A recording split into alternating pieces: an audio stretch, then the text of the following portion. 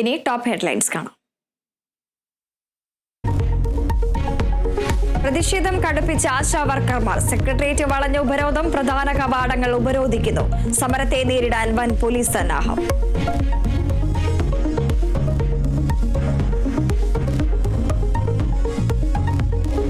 പാതിവില തട്ടിപ്പ് കേസിൽ 1343 കേസുകൾ രജിസ്റ്റർ ചെയ്തെന്ന് മുഖ്യമന്ത്രി നിയമസഭയിൽ.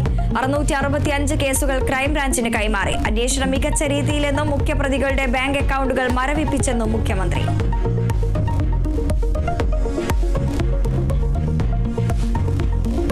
കോഴിക്കോട് കോവൂരിൽ ഓടയിൽ വീണ ശശിയുടെ മൃതദേഹം കണ്ടെത്തിയത് അപകടം നടന്ന സ്ഥലത്ത് നിന്ന് 300 മീറ്റർ അകലെ. കോവൂർ സ്വദേശി ശശി ഓടയിൽ വീണത് ഇന്നലെ രാത്രി. അധികൃതർ വരുത്തിവെച്ച അപകടമെന്ന് നാട്ടുകാർ. ഓടയ്ക്ക് സ്ലാബുകളോ കൈവരിയോ ഇല്ല.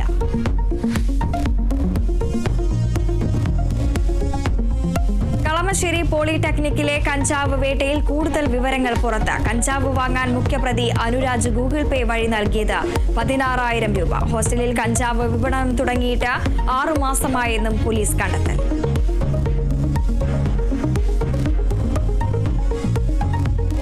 ഇടുക്കിയിൽ വനം വകുപ്പ് ഉദ്യോഗസ്ഥർ കർഷകന്റെ വീട് കത്തിച്ചതായി പരാതി.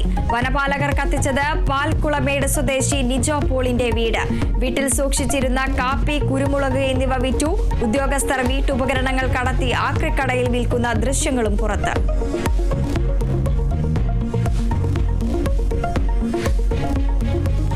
പൂപ്പാറയിൽ നവജാത ശിശു മരിച്ച സംഭവത്തിൽ ആശുപത്രിക്കെതിരെ ബന്ധുക്കൾ.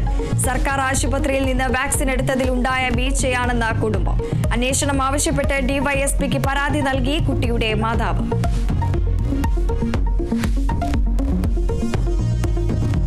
മധ്യ അമേരിക്കയെ താറുമാറാക്കി ചുഴലിക്കാറ്റ്. 7 സംസ്ഥാനങ്ങളിലായി 37 മരണം. മരണസംഖ്യ ഇനിയും ഉയരാൻ സാധ്യതയെന്ന് നാഷണൽ വെതർ സർവീസ്. അറിയിപ്പ് ലഭിക്കും വരെ സുരക്ഷിത സ്ഥാനങ്ങളിൽ തുടരാൻ ജനങ്ങൾക്ക് നിർദ്ദേശം. ചികിത്സയിൽ കഴിയുന്ന മാർപ്പാപ്പയുടെ ചിത്രം ആദ്യമായി പുറത്തുവിട്ട് വത്തിക്കാൻ. ആശുപത്രി ചാപ്പലിൽ വൈദികർക്കൊപ്പം കുർബാനയിൽ പങ്കെടുത്തു. മാർപ്പാപ്പയുടെ ആരോഗ്യനിലയിൽ പുരോഗതിയുണ്ടെന്നും വത്തിക്കാൻ.